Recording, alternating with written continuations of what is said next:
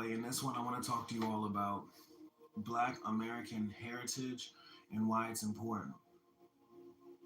Now, the reason I'm making this piece is because I watched some content by a lot of conservative thought, you know, makers, if you want to call them that. A lot of conservative content creators, and one thing I noticed at the end of the stream is this guy who seemed to be somewhat mixed when speaking about Kimmel and her heritage made a point that as Black people we shouldn't be so divisive in the country in regards to what defines a Black person. And then it dawned on me that I realized that I had a perspective that most people haven't had from being out in the street, from being homeless, and also from engaging people purely on my own. I realized that a lot of people, especially content creators, they don't actually get the full back experience because they don't actually live a complete full life. Most of them live comfortable lives. They have people around them that protect them from all the harsh realities that go on. And what do I mean by protect them from all the harsh realities that go on? What I mean is that if something goes wrong or if there's danger around the corner, it's less likely for them to experience it because the person will be in fear not just of the reaction that the individual would have, but they would be in fear for the reaction of the community that the individuals was a part of. What communities a lot of times are we considering when we consider this? I mean, the communities are their families. It brings me to a second realization of why this is important. And this is also important because there's a lot of convolution when it comes to this. There was the time, I'm going to tell you guys a story. I'm going to tell you guys a little war story. It's not even that crazy, but I'm going to tell you guys a crazy story about me being out in the street on my own without actually having a community.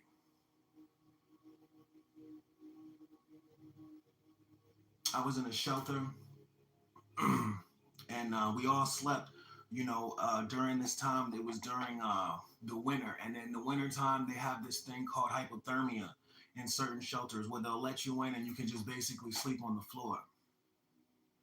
So as I'm sleeping on the floor, I'm surrounded by men. All of them are Black. Why? Because they're all pretty much homeless. Black men and then alcoholics, Mexicans. That's pretty much what the shelter primarily consisted of. And then so one night when I'm sleeping, I'm sitting here sleeping, and on the ground, there's a guy sleeping next to me. All of a sudden, a guy comes in, African guy. And then he starts stomping the dude out. He kicked him in the face. He kicked it. This guy sitting here sleeping. This African dude came in, kicked him in the face, went down, punched him in the face like 4 or 5 times. Then when the guy didn't want to fight, he was just like, no, no, no, no, no. This man pulled out himself and he started urinating on him. After this man pulled out himself and he started urinating on him, he went over into the corner and he sat down and he hunched over.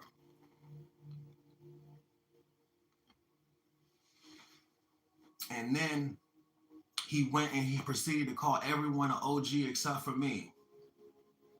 He said, "Oh, my bad, OG. I ain't mean to wake y'all up. My bad, OG. I ain't mean to wake y'all up." It's like 12 o'clock at night. It's pitch black. Everyone in the shelter is on the floor passed out. My bad, bro. I didn't mean to wake you up. My bad, OG. Calls everyone an OG but me. And then when he goes and he spazzes at that dude, he's talking about, "Oh, you talking not African American shit." That's what he said under his breath. Now, I'm going to be honest. I know exactly what was going on. That hit right there, that hit was for me. He knew about, the things I did in New York. He knew about, my speeches and all stuff like that. And he felt like he didn't appreciate the fact that I differentiated African Americans from Africans. And he felt like he was going to set it on me. But the reality of the matter is he didn't have the confidence. He knew about the dudes that I left looking ridiculous. He knew about the people that really tried me. He didn't really have the confidence.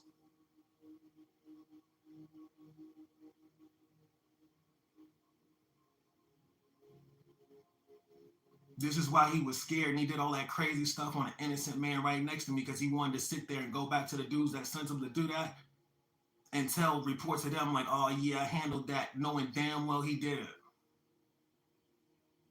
He didn't have the confidence. And all the whole time, the people that sent him down to do that were people that were upset that I wouldn't accept a rainbow blanket.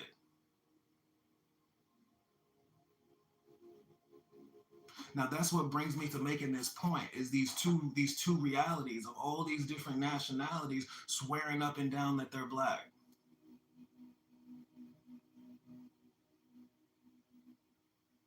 And so it really brings the question, first of all, why is there so much contention with this? And second of all, why is it important?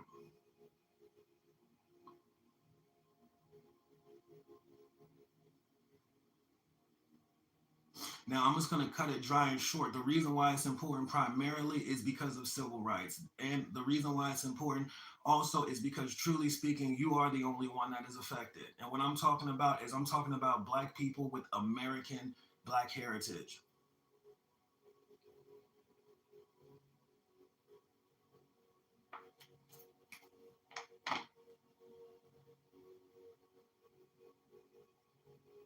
You're the only one that's affected, and everything that's happened to you in the past, or everything that your ancestors died and fought for, it needs to be protected because if you don't protect it, then it'll be exploited. And that honestly has been the way that the let's call it the patriarchy has organized everything that's designed to help you get from up out of the bottom. Everything that your ancestors died and got murdered and enslaved for, and they pretty much reduced it to the fact of not being white. I'm just going to cut it short. They really reduced it to the fact of not being white.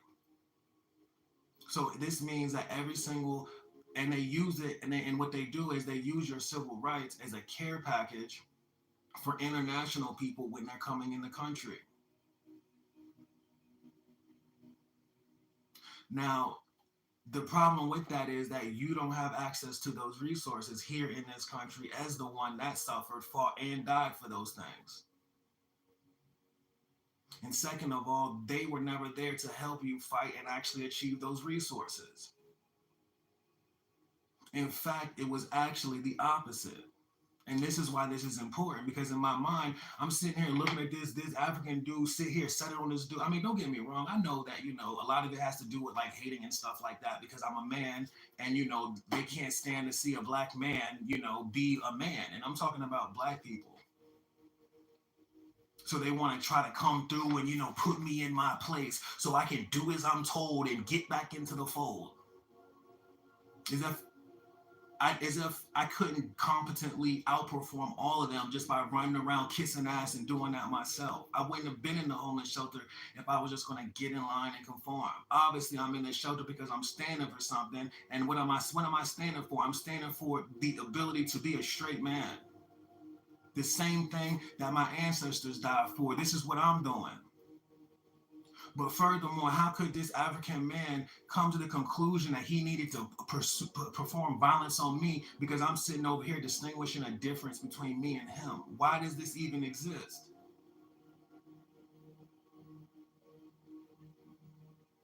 Why is it such a debate? Oh, I'm black too. I'm black too. No, you're not. You're not.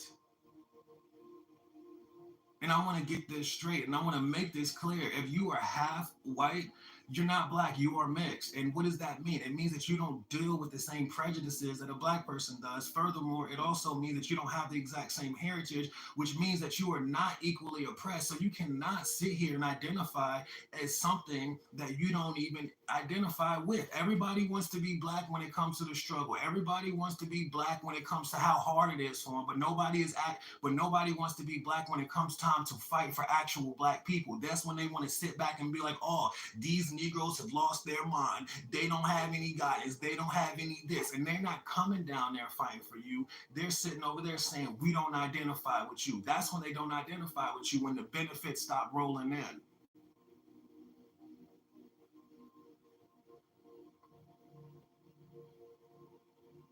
This is the reason why you need to This is the reason why your heritage is very important. And furthermore, this is also the reason why it makes a difference. Why this is what is another reason why it makes a difference? Well, one thing about me and my black perspective is I say straight up, do not go to Africa. And why does it matter? Because over there they don't recognize you. The whole entire civil rights struggle, there were no, I mean, there was there was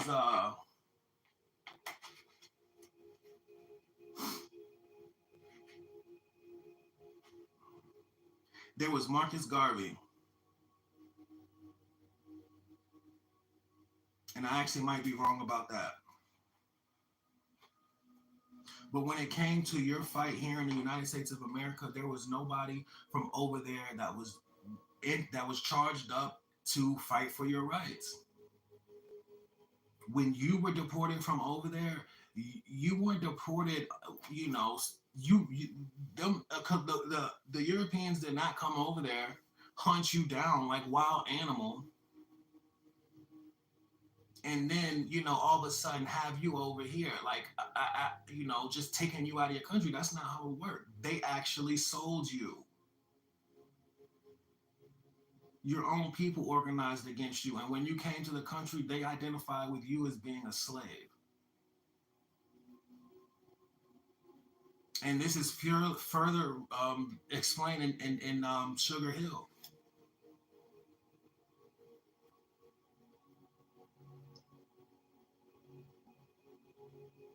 Now this brings up some other points.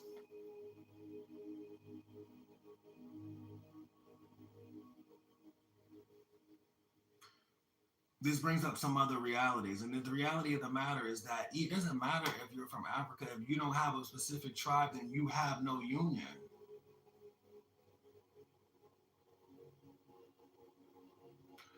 But so how is it that they can simply come over here and then all of a sudden take advantage of all the resources that your ancestors died for, when at the end of the day nothing that they did actually attributes to you?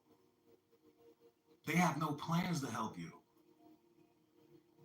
And this is especially dangerous because these people are going to sit here and then also introduce their philosophy and try to sit, and then now it's going to convolute your struggle, your message, and they have no intention of helping you. Really what they're doing is they're picking up where you left off, and then they're taking it where they want.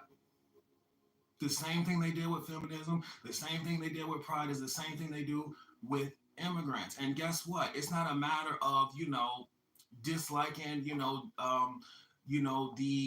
Indian people. It's not a matter of disliking the dark complexion people from all around the world. It's not even a matter of disassociation with disassociating with the Africans, but it's really a matter of just understanding that this struggle is exclusive to you.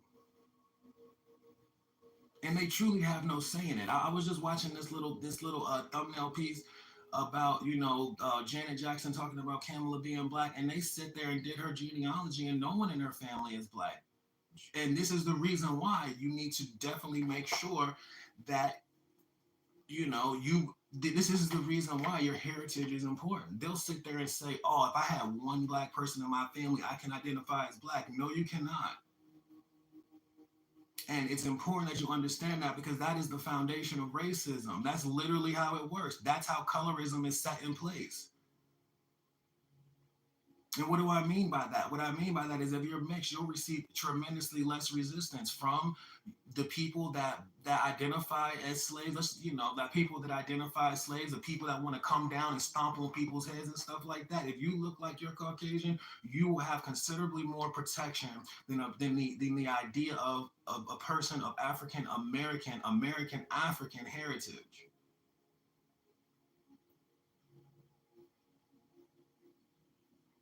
But the real crux of this thing, and the real importance of this thing, and the real differentiating factor is the reason why civil rights exists. You see, this is what a lot of people don't understand. Right now, they're trying to remove Black history entirely because we're in this social media era where everyone can learn rapidly and people can actually exercise their rights and their strength through civil rights. And this what this internet does is it allows us to educate other people that want to be upright, that do not want to be out here banging and killing and stuff like that in the streets.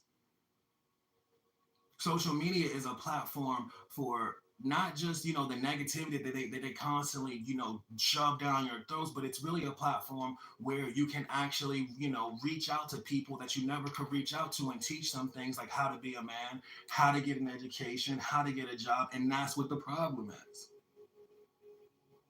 This is the reason why Kevin Samuels got slaughtered the way he did for just doing something that no one else, that everyone does in every single race. All Kevin Samuels is, if you look, consider it, is just a competent modern man. But why did he get slayed and assassinated the way that he did? Well, Kevin Samuels got slayed and assassinated the way that he did because he's African American, American African. He has no support. He's an easy target. Why wouldn't they slaughter him like that? And this is the reason why you have civil rights, because in reality, your ability to thrive and to climb is really compromised because you're stuck in a capitalist society where money is required for you to have the basic necessities in order to exist without feeling like without being in absolute poverty and having to beg everyone for money all the time, without sitting there having to work up under the people that you're supposed to be freed from the slavery of. See, the reason why you have civil rights is the same reason why the Native Americans were given reparations. It's because everything that was done at that time was complete destruction and domination. So you just being born puts you at an extreme disadvantage. And those African nations, they don't have the same spirituality as you. They don't have the same history as you. They have not put in any equity in the fight. They do not align with you. They align with themselves and they align with their country. This is the way that they are able to identify their own unity, their own struggle, and really amass their power. But why is this especially important? This is especially important because when it comes to perspectives and stuff like that, it's important that people that actually come from the struggle are the ones that actually speak on what it means to be black. I'm sitting over here looking at these thumbnails. I'm sitting over here looking at this person talking about black is a curse. Why is black a curse? I'm sitting over here looking at the ethnicity of this man. This man is straight up African.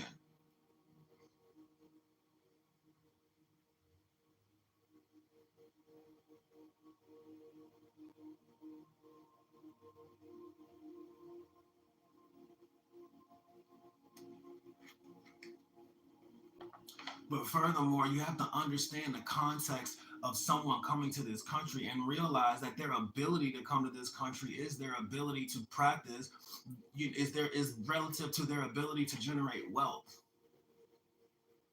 You can't generate wealth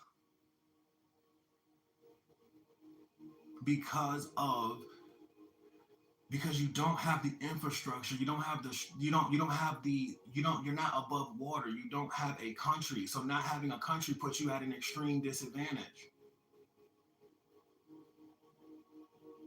There is no place where people cannot organize against you. There, you have no place to call home. And so because you have no place to call home, you have no foundation. And not, beyond that, everything, all the things that happened to you during slavery and stuff like that, how many people do you think were really immigrating when you were really being enslaved?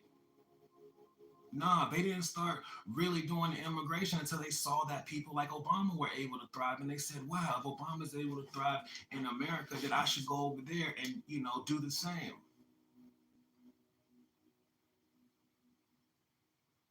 And so then they come over here and they say, oh, well, how did he do this? How did he do that? Oh, he went to school. He used this program. He used that program.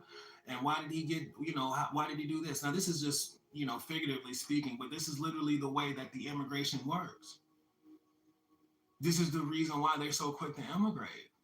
because they'll sit there and they'll use all the resources that were designed to that were designed to empower you while simultaneously having all the advantage of being a part of a congruent race. Like you're considered to be African American. I call it American African. Let's just be real about that. You're an American African. You don't have any land.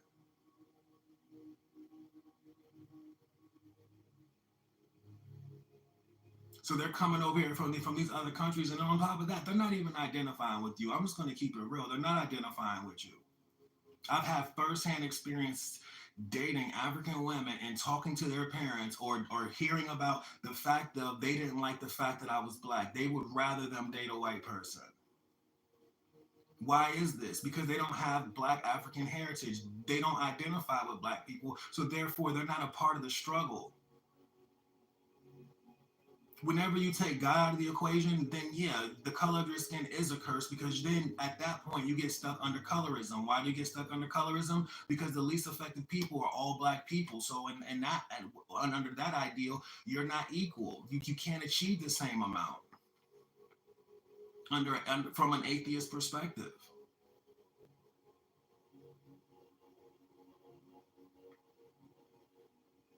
And this is the reason why it's important to make sure that you clearly draw a line of separation. Because believe it or not, they do that all the time. Oh, you're a Kata. Oh, what tribe?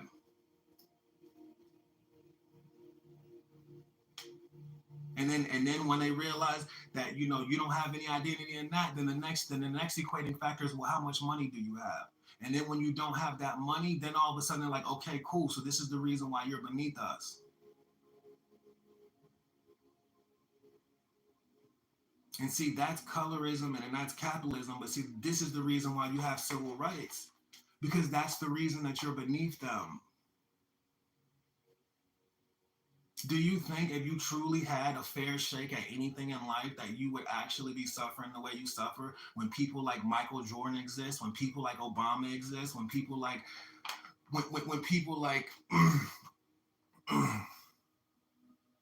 Malcolm X existed, when people like Martin Luther King existed? Can you really imagine the level of resistance that they had to deal with in order to survive? And you mean to tell me that if those people had an equal opportunity, they would just squander it away?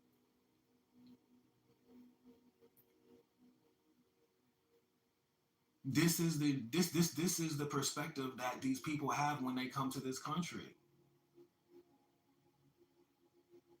They'll sit here and criticize you, talking about, oh, you're lazy, you don't want to do this, you don't want to do that, this is the reason why you were broke, you're not fighting against your oppressor, you're not doing what it is that you're supposed to do, therefore you are lesser. That is the problem. And the reason, and what do you mean I'm lesser? When have you ever sat over here and actually helped me do anything? See, I graduated from an HBCU, and in an HBCU, you really see the fact of there are no black people at HBCUs. Most people at HBCUs are international. Why are they international? Because the real world applies to them. And I can say this with confidence because I graduated and I got a chance to see the real world. You could graduate as a black person, have a degree, and still not be able to get a job. Why? Because no one's gonna hire you. Why? Because you're black and you're American. You don't. What are you talking about? This is the reason why you have diversity and inclusion. And the same people that will sit here and fight against your diversity and inclusion are people that aren't even from this country.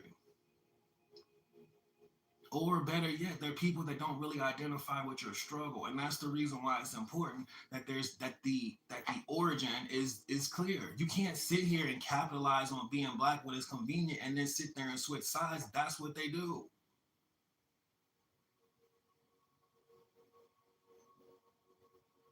Oh, I'm colored. That's what they do. They talking about this Afrobeat artist. I think her name is Tyler. She identifies as being colored, but at the same time they'll sit there and tell you that you need to support her. And because she's black. See, what they do is they sit there and cipher all of the advantages of being black. They'll even sit there and take the idea of being gangster. They'll take the whole gangster identity. They'll take the whole, I'm strong. They'll take the whole whatever. They'll take everything as long as it benefits them. But when it comes time to actually stand in formation, no, you're not a part of this. You're not from this island. You're not from this continent. You're not from this tribe. This is real. It's interesting. I saw this little piece about this dude talking about he's a black Nazi. I smacked the shit out of a black Nazi. Motherfucking black Nazi need to smack themselves. This isn't a matter of racism. This isn't a matter of prejudice. This is a matter of reality. When you sit here and you hang with these people and they're all African and they all say "f you," and no, they're not saying "f you" like as if like your lost brother is saying "f you." They're saying "f you" from a place of prosperity, education, and understanding. And they're the exact same color as you, and they do not have compassion for you, and they love your oppressors. Why do they love your oppressors? Because they in their country were conquered and oppressed way back in the ancient times, and they never recovered. They don't come over here and stand by your side and fight for your rights with you. They come over here, take advantage of your resources, and then sit there and tell you you're lazy. Oh, my dad came to this country. He didn't have nothing but $4, and he managed to sit there and make and build a business and build an empire. And then you sit there and look at the business, and everyone that runs the business is the exact same ethnicity as him, that comes from the exact same country. Wow, I wonder if there's some unity in that.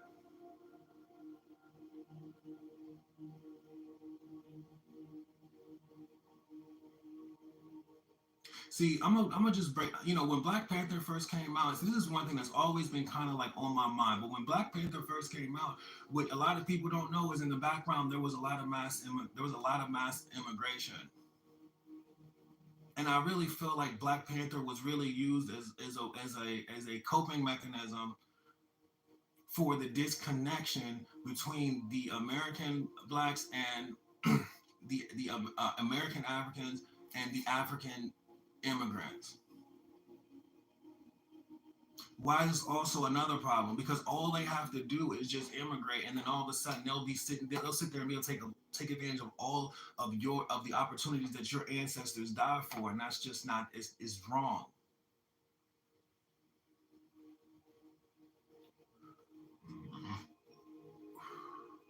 You have to pay to play, and you haven't suffered enough. If you can afford to come over here,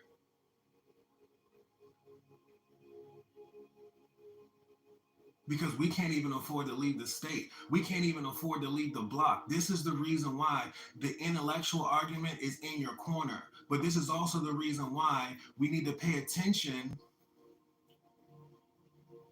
to the minute aspects of the equation, because otherwise your suffering goes unacknowledged. You can't even compete for your own rights because of how much you've been disadvantaged by slavery. And this isn't even a victim mentality. This is the consequence of pride over the past 3 years. This is the consequence of the crack epidemic. This is the consequence of mass incarceration. They sitting over here talking about, oh, gangster rap is actually a conspiracy where they're trying to destroy black men and put gay stuff in the community. Really? Is gangster rap that conspiracy, or was mass incarceration as a byproduct of the crack era? This is the stuff that I'm talking about that they don't know nothing about and they never had to be a part of.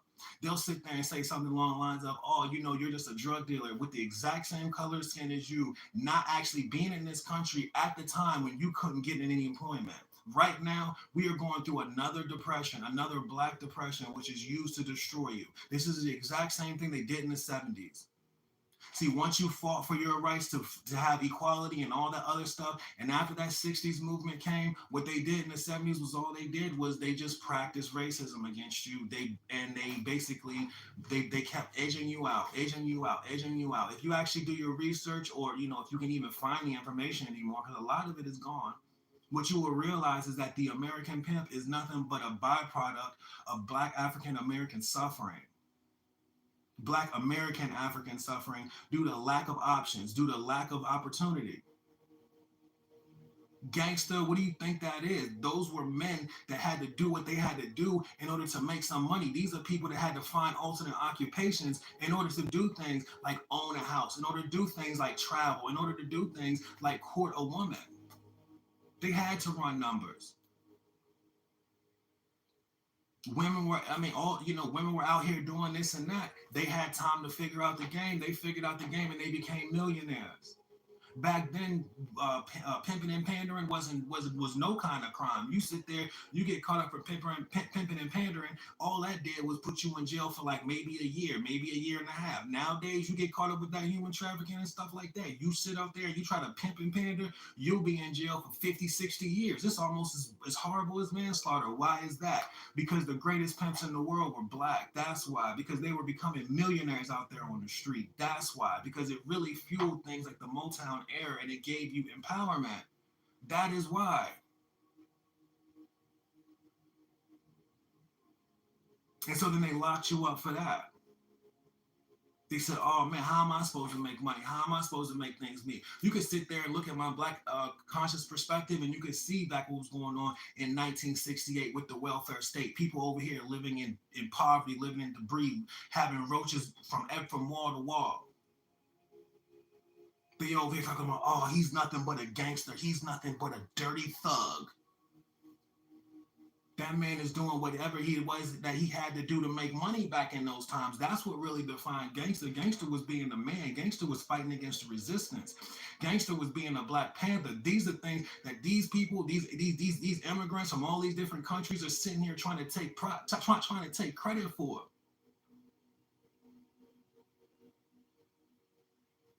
And then at the same time, they'll sit there and say, "Oh, see, you can't stop selling drugs. You can't stop cheating the game." And they'll take the exact same perspective as your oppressors. Why are they going to take the exact same perspective as your oppressors? Why are they going to tell you stuff like, "Oh, my mom says she'd rather I date a white man than you," because they're not going to, the same reason why your women sit there and try to act like you're nothing, because they're not going to sit there and identify with your struggle. They're not going to be a part of it. Are you kidding me? They don't care about you. The only thing they sit there and identify with mutual blackness, but they don't stand beside you. They stand with their own people. And it'll blow your mind because you'll be sitting there at school, you'll be thinking, you know what I mean, y'all are cool, you'll be sitting next to each other. And then when you catch them out in public and they realize you have more money than them, they'll be wondering how you got it. "Oh, really? How did you, oh, you live here? How did you do that?" Why is it so motherfucking confusing? How does anyone do it?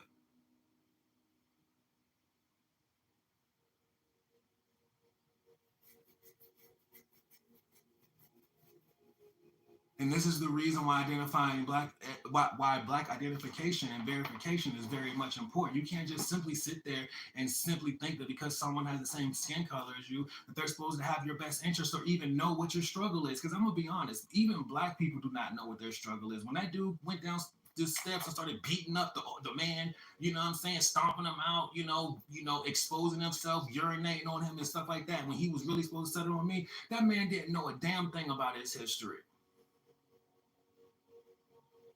So I mean, and then you sit here and you look at these buffoons all over the media and stuff like that. They don't know a damn thing about their history in the midst of one of their most greatest oppressions. So why is it that they get the right to sit up there and speak and talk all this other stuff? Why is it that people like Colin Kaepernick are on their knees, but then everybody else, as soon as they do it, they don't get no support? Why? Because they have a support base behind them.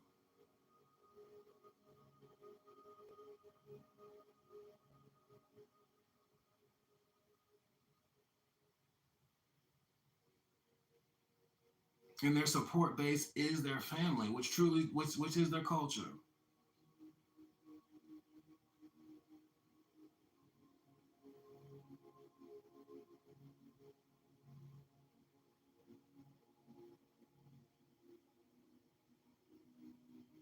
Yes, your heritage does matter because there is nowhere you can go that will embrace you as their brother. You will not be embraced as a brother as soon as you cross them state lines. It doesn't matter if you were born in America or not. You will not be embraced as a brother as soon as you touch down in West Africa. It doesn't matter if you're American or not. You can't sit there, be broke like them, and then all of a sudden try to compete with them for the same jobs. They're gonna edge you out the same way they edge you out in America. Even the people that are from Africa get edged out just on the simple fact of them involving themselves with alternate tribes. You cannot sit there and use black being as a unifying variable.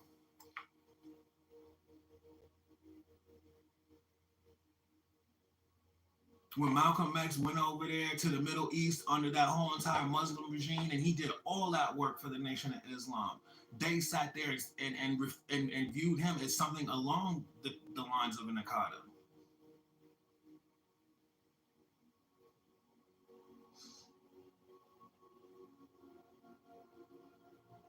Even down to the way that you talk, even down to the way that you walk. A lot of the byproduct of you being black is truly a byproduct of your oppression, your inability to get things like books, your constant beatdown, your constant oppression, your constant immature. You're not even able to be a man. You're constantly torn down into a childhood state. Why do you think people in the South are so much blacker?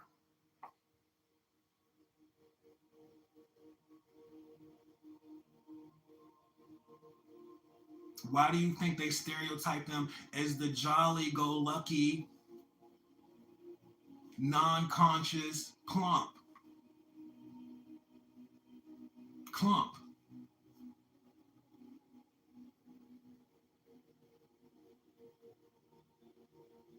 the highly colorful,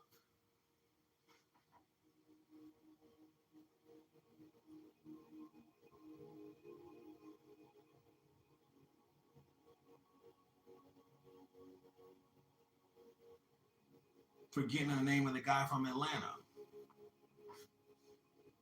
Tyler Perry.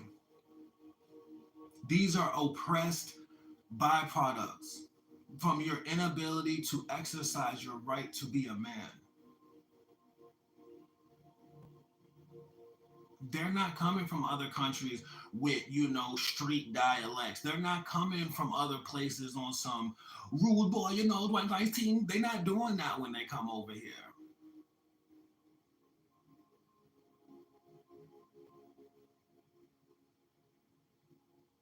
And if they are doing it, they not associating with you.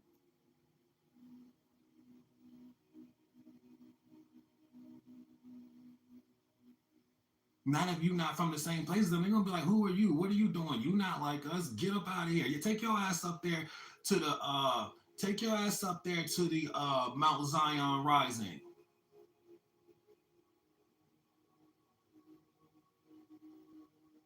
Take your ass out there to the tribal. You know what I'm saying? They're gonna be like, "Who are you? Where are you from? Who are your parents? What? Akata." And so it's not even a defensive state. It's not even a state of hatred, but this is a state of reality. This isn't a matter of this isn't worth someone trying to sit here and assassinate someone. These people at the shelter try to assassinate me with a rainbow blanket, talking about, oh, you just gonna, because this is what you gotta understand. They try to assassinate me with the rainbow blanket. I said, nah. I said, don't you ever give a black man a rainbow blanket. And I'm sitting there looking at this dude. He's African American, just like me. I'm sitting there telling myself, where do they find these dudes at? I said, don't you ever give a black man an African blank, a black man a rainbow blanket. I said, what the hell is wrong with you? He off. I said, I said, what do I look like?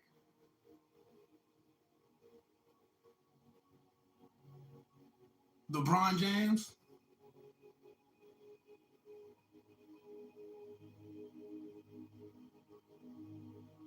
I said, what do I look like?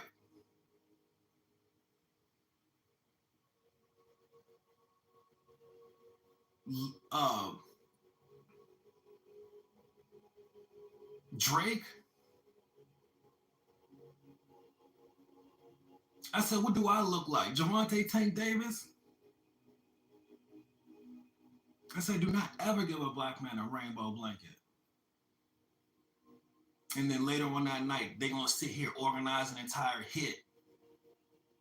This man come downstairs, do all this crazy stuff, beat up this man, piss on this man. Then then the people at the shelter come down acting like they don't know what's going on, and guess who gets kicked out? Me. Why is that? Because they don't know their history. They don't know nothing about it. They're sitting here mad that I'm over here distinguishing the difference. But what do you mean? When times get hard, you can't go over there to support them. And what I'm doing is I'm actually giving you education. I'm giving you empowerment, and I'm helping you make the right decision so you don't fall for the same mistakes. You'll be sitting here dealing with these people, and because these people aren't aligned with you, these people will be your complete enemy. They will hate you, and they will be your complete enemy, no different than your oppressors. And if you don't know this stuff, if you don't understand the difference, then you won't even know what to look for. And this is the reason why right now, especially right now, you need to be oppressed. You need to be oppressed because the internet gives you access to black consciousness and the ability for you to thrive, and the ability for you to share that information, and for the ability for you to actually achieve resources in this AI era is truly the key to your liberation, and it's something you've never had before. This is the reason why they're tripling down on your oppression.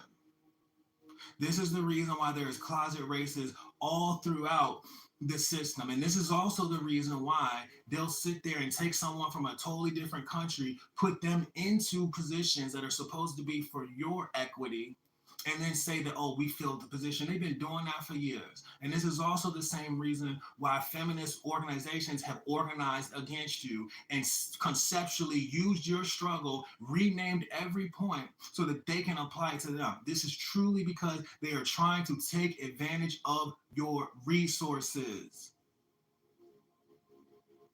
The same, you got to understand, American Africans do not have a country. Therefore, civil rights is their country.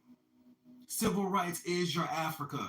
And what they're doing to civil rights is the exact same thing they did to Africa. They're exploiting it of all its resources. Why? Because it's worth a lot.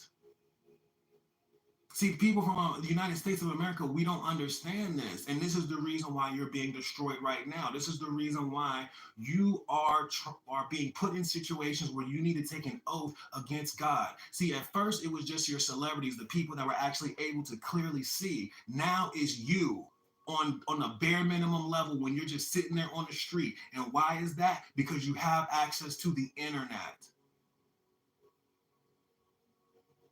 So see, you could sit there and look at LeBron James. You could sit there and look at, Drake. You could sit there and look at, all these compromised men and all these strong places and say to yourself, oh, they just, they do what they had to do. They sacrificed themselves. And forgive me for the ignorant accent.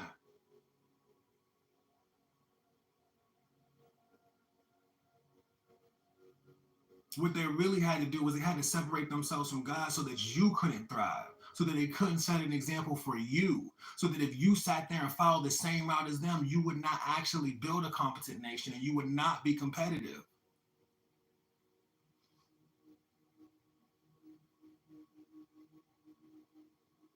I mentioned in last pieces, in previous pieces, I made, we out here on the internet, we're speaking the truth. I made a video talking about the woke story of creation.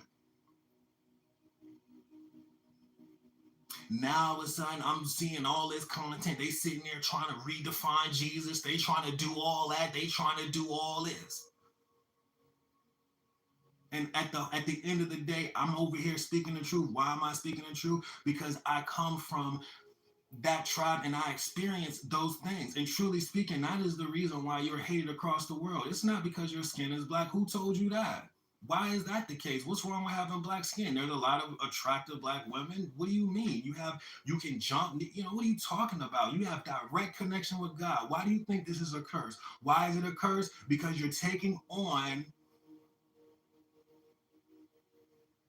a perspective, a atheist perspective, which means that the person that has the most money is God. Which means that in that regard, you don't have any money, so you don't have any worth, and you're born in it.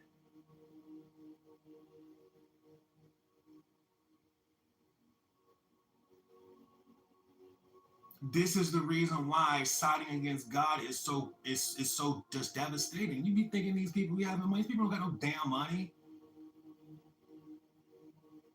They get all the way up there, buy a couple of cars, sit in the house, sleep with a couple of joints, and then they realize they slaves just the same. What do I mean? I'm talking about the joints that they dealing with are the same joints that they all dealing with. They all sharing the same girl. They still living in decrepit, deprived states. I mean, relatively speaking, these people over here, all these other cloths, ethnicities, stuff like that, they don't have to wear a dress. They not selling out their people, lining up, bending over, doing whatever it takes. And they're also not getting incarcerated at 1,000 miles per hour. They're able to come to a concise decision over their own children's education. Now I know a lot of people will say, well, if we don't have civil rights, we just got to do it we got to do it the way that we can.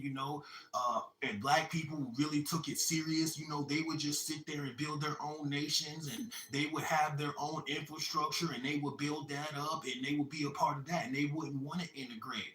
The reality of the matter is that you don't have a choice. You do not have a choice. And furthermore, no, they don't want to associate with you. No, they don't want to associate with anything. Why? Because they don't even know their history.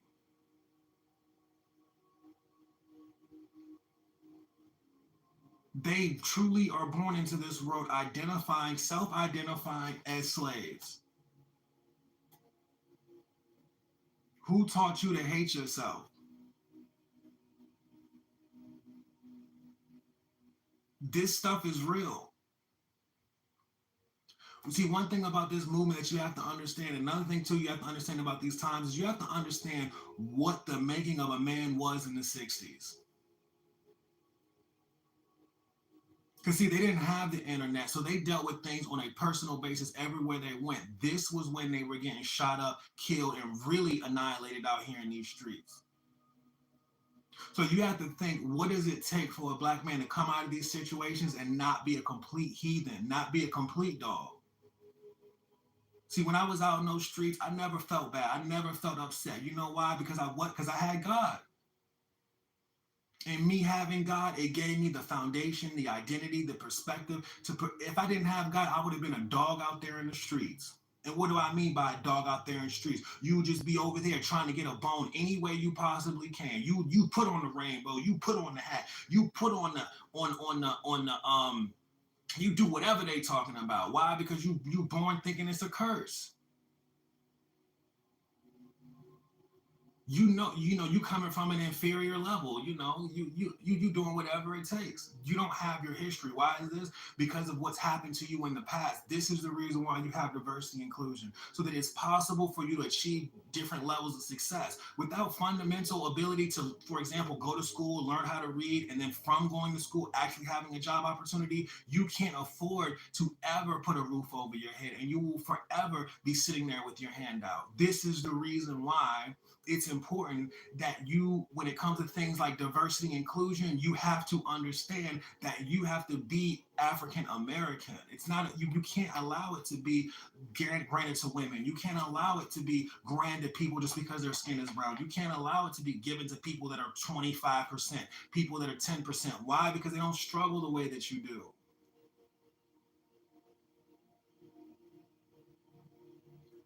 You have to be exclusive, and if you're not exclusive, your rights on the foundation of your rights, they will be given to people that resemble the white infrastructure that is already empowered. It's the whole entire point is for you never to be empowered.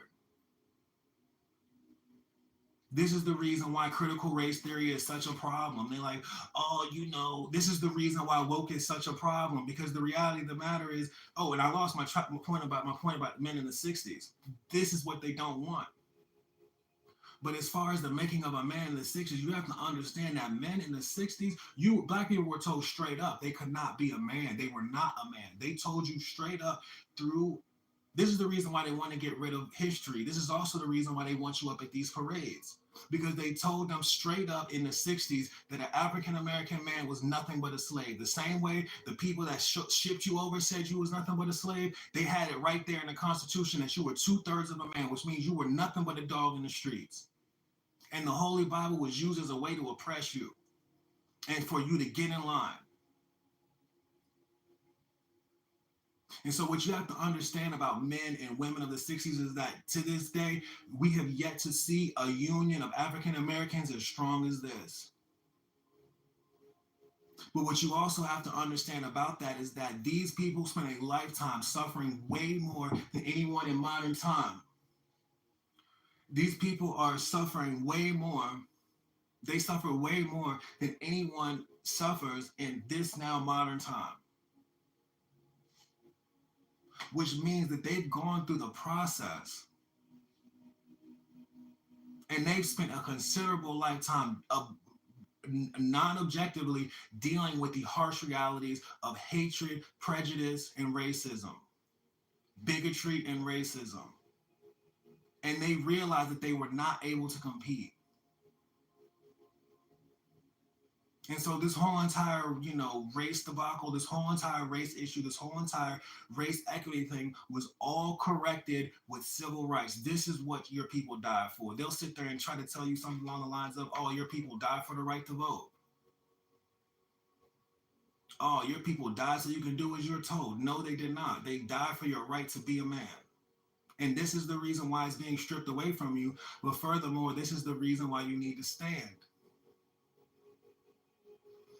I was in the street for 3 years, and to be honest, I never even missed a wink. I'll be honest, I actually kind of enjoy being in the street. But when I was in the street, I didn't have any question in my mind as to whether or not I was a man. I didn't have any question in my mind as to who God was. I didn't have any question in my mind if I was doing the right thing. See, I've been homeless throughout my life for a very long time, and so I have a real perspective. This is the reason why I can say what I can say. But furthermore, as an African American, I know what it's like to be out there with no protection, no tribe to sit there and back you up. And I know how people act when it's just you. So I deal with racism and oppression as an African American. You can't tell me you come from a country, you got a whole entire family, a whole entire tribe that will ride with you, and you want to sit here and identify as if you're me. We never had that. You got childhood, then you got jail, you got childhood, then you got prison, you got murder and death in the street. That's all you got.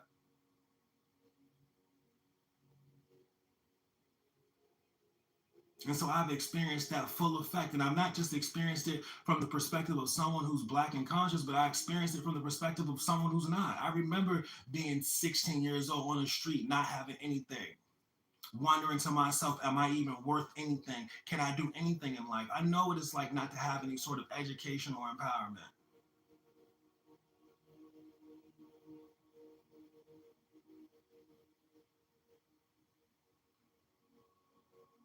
Feeling like you have no worth. And this is the way that your people feel every single day. And this is the reason why they have to shut the school system down now. This is the reason why you need to be over here in these parades. And this is the reason why you need to be wearing dresses and gowns, because my ability to have confidence throughout those times, I'll be honest, was relative to my ability to get a check, my ability to get money. I went to school because I didn't know if I was smart, so I needed to prove it to myself. But then, see, once I got it, and see, once I figured out that at the end of the day, these dudes were sacrificing themselves to try to, align themselves to try to, beat the system because that's the only way they felt like they could do it. See, once I realized that, and through my consciousness and my identity with God, based on the experiences that I lived throughout in the street, when I felt like I was worthless, when I didn't know if I was nothing but a dog, I developed strength. And in that strength, I knew the difference between right and wrong. I knew what to stand for. Right now, you see these people on the news right now. They don't know they're not standing on nothing. They not standing on business. They bending over on it. They not standing on business. They busting their knees for it. And ultimately speaking, their existence is no better, is no more fulfilling than what you think it is. They are still stuck in slavery. That is slavery in and of itself. Why is this slavery? Because as soon as they start getting that money, as soon as they start understanding the way the game works, as soon as they start seeing the oppression, they'll realize that they had to sacrifice themselves in order to actually have anything. And they'll also realize that they don't have a voice back to the community because of what it is that they've done. They disconnected themselves from God. They disconnected themselves from the struggle. You know how many times I done seen these little stupid thumbnails, especially where I'm at in Virginia. All these people talking about some, oh, we need to detach from the struggle. Just to give you guys some background, the Virginia is the line of the South. As soon as you go down, that's when everything goes down with it. That's when the education goes down with it. That's when the quality of life goes down with it. That's when the intelligence goes down with it. That's when you go from Martin Luther King. That's when you go from Malcolm X, black individuals to individuals like Martin Luther King, more traditional Southern oppressed Jim Crow era individuals. And the Jim Crow era was a whole bunch of slaves. So this is the reason why all of a sudden it's like, oh, we need to detach from the struggle. We need to detach from. It's time for us to give up on what it means to be black. These black people don't lost their mind. These black people ain't got no idea what's going on. When in real life, you sitting there thinking you detaching from the struggle, so you're not going to identify with God anymore. You're just going to take on worldly ethics and worldly values and think that you're supposed to have some sort of place in this world. You don't have no place in this world. Why? Because you don't even know who your God is. Why? Because you're sitting over here hating other people, not doing what it is you're supposed to do. You can't even be a man. What does it mean to be a man? It means to fight for what it is you believe. Fight for what it is that's right. You can't achieve that. And so you have to only exist as two-thirds. And yeah, I do think it's cool that Diddy has little parties and stuff like that, and these people over here going to Diddy's parties. But that's the only place they could go. Let's just be honest. That's the only place they could go. I'll never forget this phrase, and I heard it one time. You can have all the money in the world, but you cannot buy access. You can, and that is true. And that's what applies to these celebrities that is over here busting their knees just for a check. No, it is not fulfilling just to have money. It's interesting because I'm realizing that nowadays, like a lot of these rappers are broke. I had no idea like most of these rappers were broke. I thought, they had some type of money. But I look back at my life's achievement and times I had money, and I never had the mentality of a rapper. I never was like, oh, let me go spend this, let me go get this, this and that. I didn't have any of that because all that stuff was dumb to me. It didn't make any sense. It was actually a childish perspective. And I say all to say that if a person can sit there and sell their life out at the age of 30 to actually achieve that is really to achieve nothing. And this is truly what it means to be American and black. Only the American black man is ostracized as a byproduct of his success.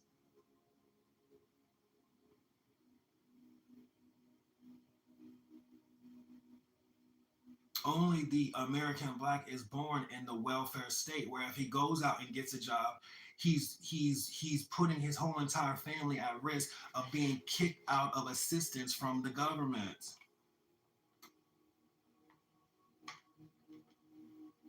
Only an American African is born in slavery underneath the state that he was born in.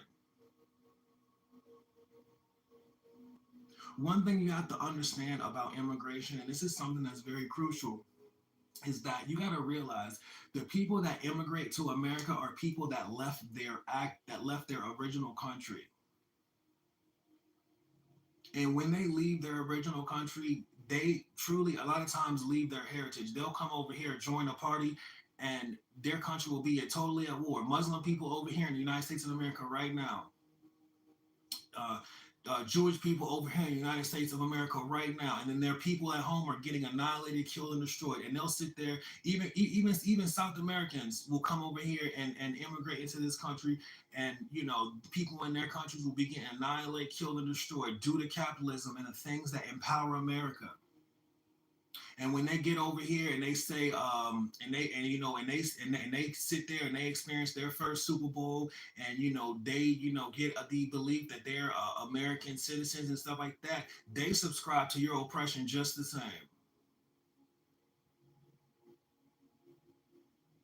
Oh, these people can't get it right. Oh, these people ain't, they ain't on this, they ain't on that. They need to be doing this, they need to be doing that. When in reality, those people left their country by achieving something that they could only achieve in their own country. And through that empowerment, they come over here and they practice group politics. This is racism. Truly speaking, this is capitalism. And if you actually research capitalism and you understand what it is, you'll realize it's truly identical to racism. This is why I say statements like Malcolm X is the only black Republican, because he was the only black person that believed in building a black nation. This is what Republicans are about. They're about capitalism. Malcolm X is the only black capitalist. Martin Luther King was a pacifist, and he was someone that believed in inclusion. He wanted to be a part of the. He wanted to have access to the white communities. He wanted to have access to the white resources.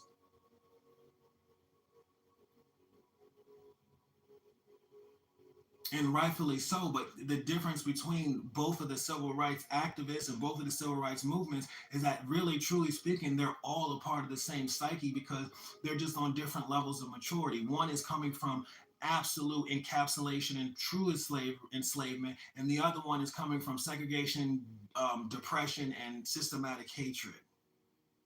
The segregation, depression, and systematic hatred are what lead you to the black nationalism and the idea of you being able to truly also participate in capitalism.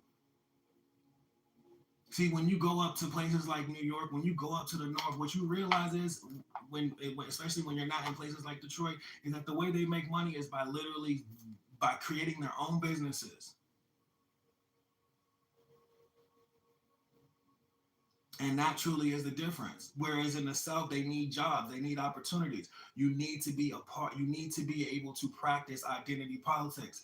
And the reality of the matter is, unless you specifically are sure that people are coming from the same tribe as you, they don't have the, I think you have to make sure, in order for people to have your best interest, they have to have the same identity.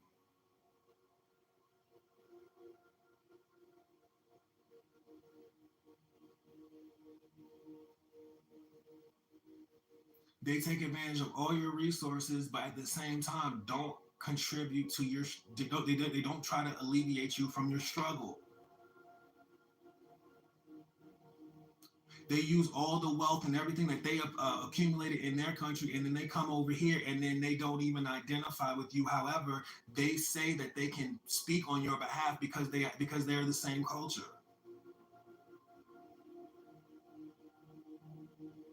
You sitting over here listening, and then you sitting over here listening to these people, like what I did when I covered, the politics. These people will be straight up mixed. They'll be sitting there using their 25% association as platform for them to justify systematic racism. They'll be sitting there using all these white national points, and then when you say, "Wow, are you crazy? That's not going to benefit me and my community," they say, "How can you say that? I'm black too." No, they are not.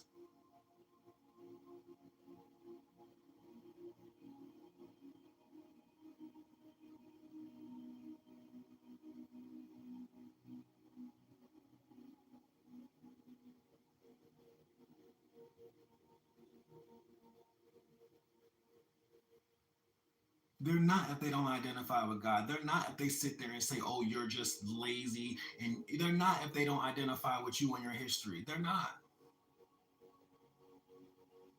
They're not if they don't experience your oppression.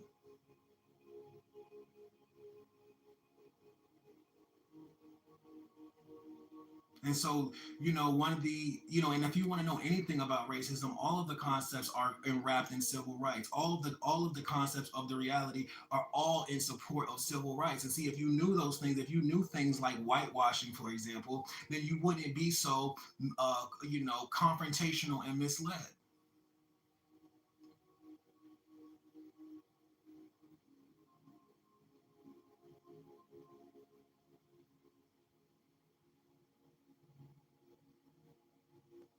And this type of identity hacking, this type of con artist activity has been used for years and years and continually enslaving you. And that's exactly what it's being used for right now. They sitting over here talking about these people don't know what to do about civil rights. Oh, 1 minute they want to sit here and support reparations. Then they over here trying to actually say nah. Then they talking about removing diversity, equity, inclusion. Let me tell you something. When they talk about these people wanting to remove your history, they are not playing.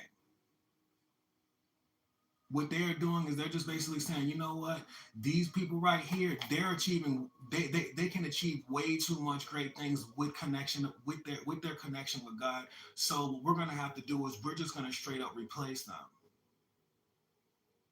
And this is really what these people are fighting for. They're not fighting for you as an African American. They're fighting for people coming from their country.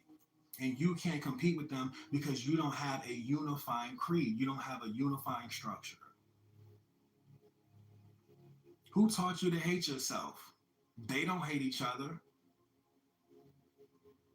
They may be classist and stuff like that, but they don't hate each other.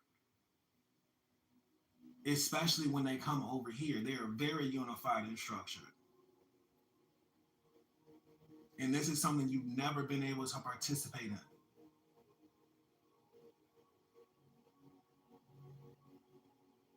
This is the reason why your heritage and your blackness do need to be confirmed, because we need to know what side of this thing you are on. We need to know if you believe that black people should have diversity and inclusion, and not only that you believe they should have an inclusion, but why. But furthermore, we also need to know that you suffer from these oppressions and things like this, so we don't actually exploit and just take away all of your resources. Because that's what that's what they're doing, and that's effectively what they've done. They said, you know what, these people have won an intellectual argument, so what we're going to do is we're going to recreate that argument in other forms, and then we're going to do that, and then we're going to exploit these resources to the trillion power, to the point where when the truth does finally come to light, it's not going to be any money for you. It's nothing. It's going to be nothing but a draft, just like it always is. And that's what they do when they lose ground. They go to war. They'll sit there and they'll rage quit the second you actually get an actual opportunity to achieve anything, because the fear is that the fear is what. The fear is Malcolm X. The fear is Martin Luther King. The fear is Obama. The fear is Michael Jordan.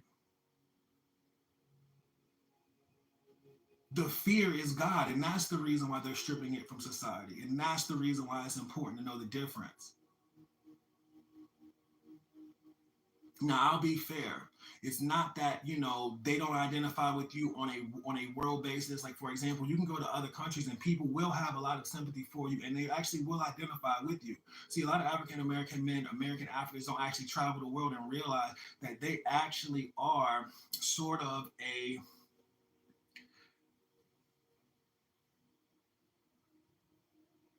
tourist piece of America. There's something that are only unique to America.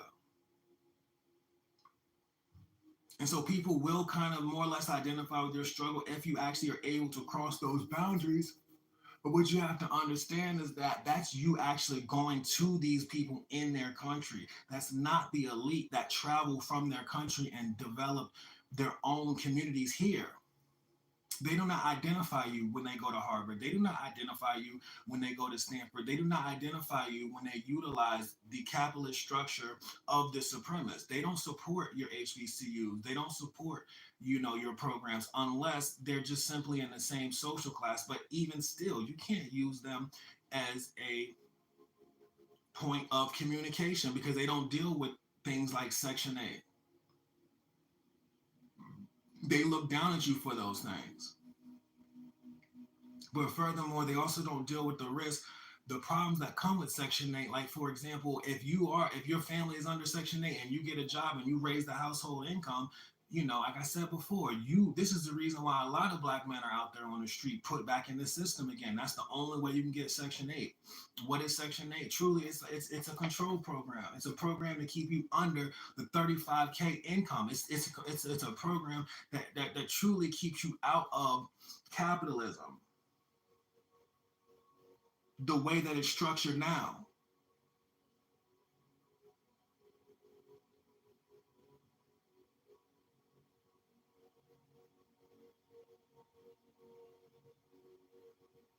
And similar to Africa, the only way that you'll be able to sustain your own resources, the only way that you'll be able to reap the benefits of your own ancestry, because you lack a country, is by making sure that people that do have any influence over your country are black.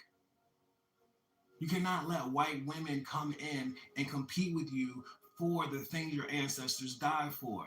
You cannot let um, Babylonian satanic men take advantage of the resources that your ancestors died for. You cannot let them use points like binary and non binary to trick you out of the reality of your color of your skin being binary and there's nothing you can do about it.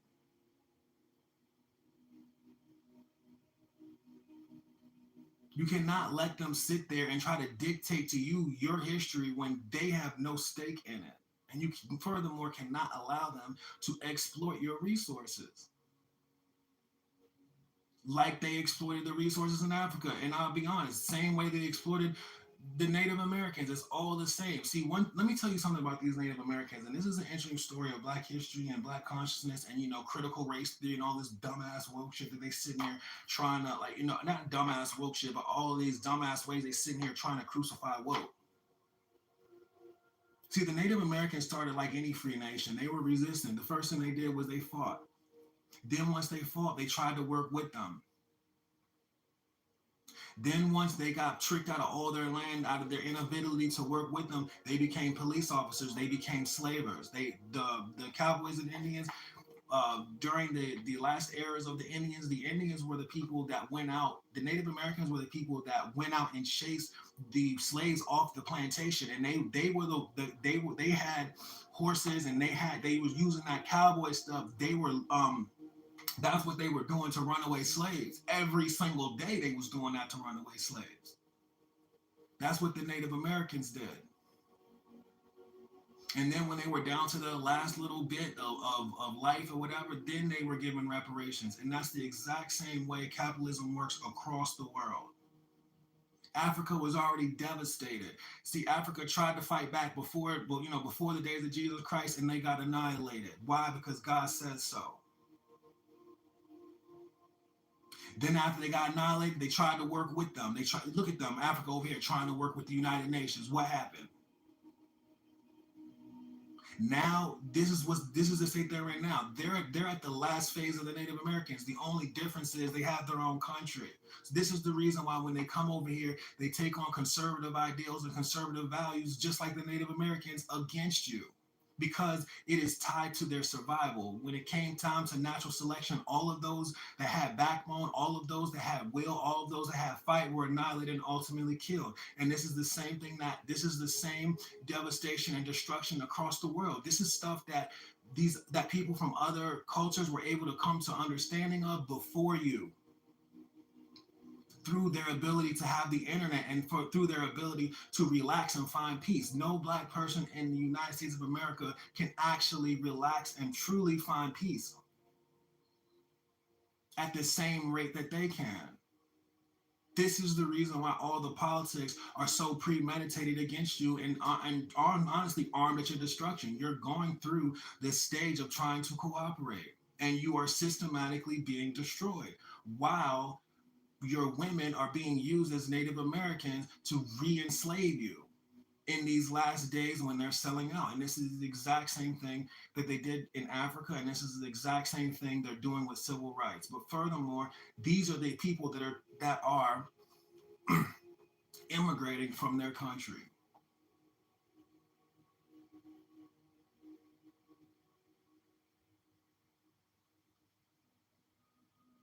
And this is especially important, why it's important for you to distinguish the difference.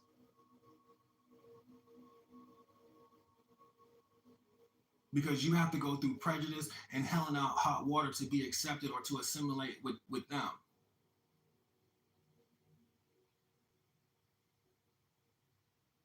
However, they'll sit there and say something along the lines of, oh, because my great great grandmother was black, and then they'll sit there and make up all these lies associating you to them, and they'll be 25%. And then they'll use that as a premise to say, "Oh, I'm just like you." This is the I'll be honest. I haven't even listened to the Kendrick, "Not Like Us" piece. I haven't listened to that. Why? Because I haven't been feeling that man.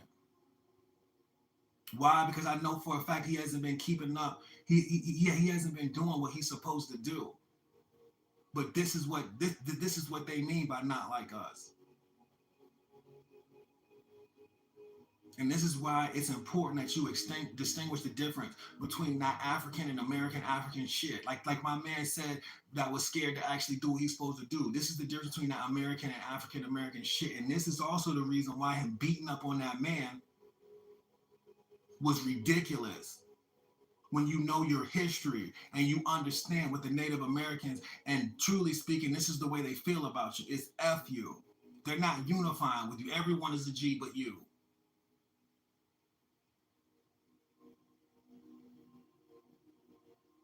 And in closing, this is why you need to wrap up and distinguish the difference.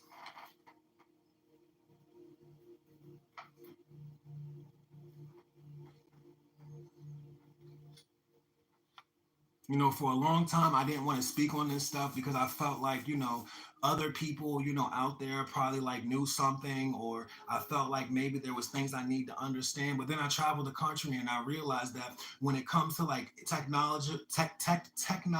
technological advances, when it comes to education, the Northeast is the most advanced.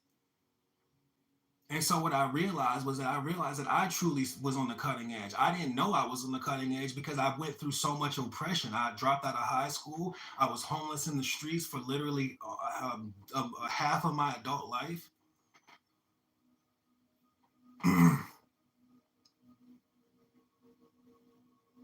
So I'm sitting there thinking that other people were able to achieve things of integrity that I hadn't seen. I'm sitting there thinking, okay, well, once I get a job, once I get around some NAACP people, then I'll have a community of people that are there. And guess what? It wasn't nothing but a community of slaves. And so I realized that my perspective was different, but also I realized the reason behind these agendas. Because they don't want you to be like me. They don't want you to be happily homeless out there in the streets. They don't want a real civil rights movement in this day and age. No, they can't afford it. They can't afford a modern day Malcolm X. Why? Because they don't want you here in the first place. They always wanted you dead. And this is the reason why we are all in the Satan right now. Because really, truly speaking, Satan is the only one that can lay premise for your absolute annihilation and destruction. This is the reason why you have to disconnect from God. And so once I realized I had that perspective, and once I realized that all the work I was doing while I was employed, as an accountant in the government, all of the history I was researching, I didn't know that simultaneously these fools was watching everything I was doing, and they were creating counter arguments out of fear of my empowerment.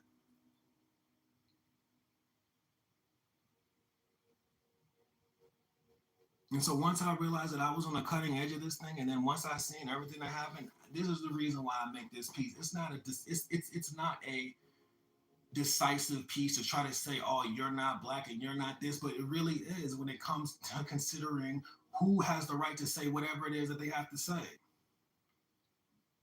You sit over here and you look at this debate. Man, I got to get up out of it because I've been rambling too much. I got to get up out of here. But you look at this debate about black atheists and black Christians, and you see that they're all African. That is a problem because in that case, you don't have any representation.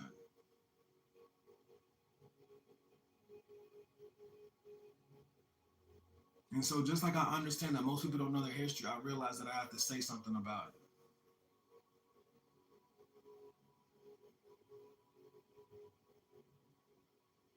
I remember when I was in New York, there was this dude. He was over there in a rainbow.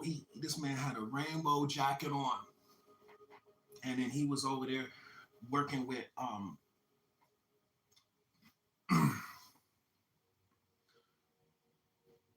some people of other races, and he's sitting over there talking about, what if these people are my family? I'm sitting there like, bro, why aren't you, you know what I'm saying, doing what's right, you know what I'm saying, by your brother and stuff like that? He like, you're not my brother. These people are my family. To that, I will say, okay, if they're your family, then take that rainbow off and be a man. See if they support you with that.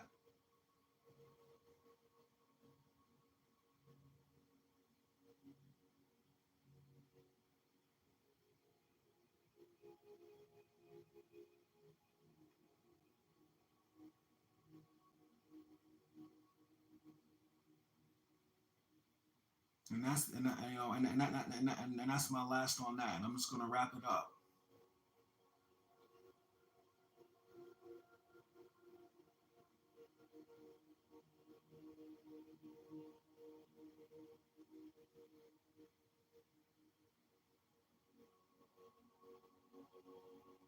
When it comes to this struggle thing, if you do not have someone that's actually from the struggle representing you, then please believe they don't have your best interest. And this is the reason why you need to protect your identity and not let it be shared and sold off.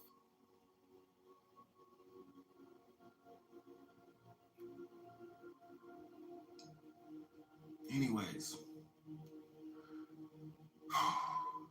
I'm gonna wrap it up with a couple of plugs to my resources.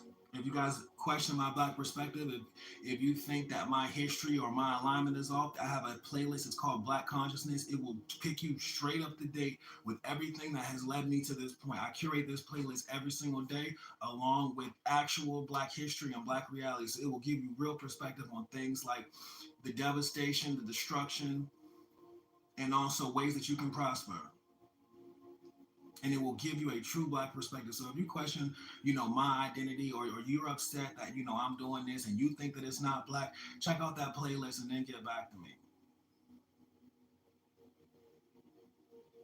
You can also find that playlist at the end of this video. If you made this far, a like does help out tremendously.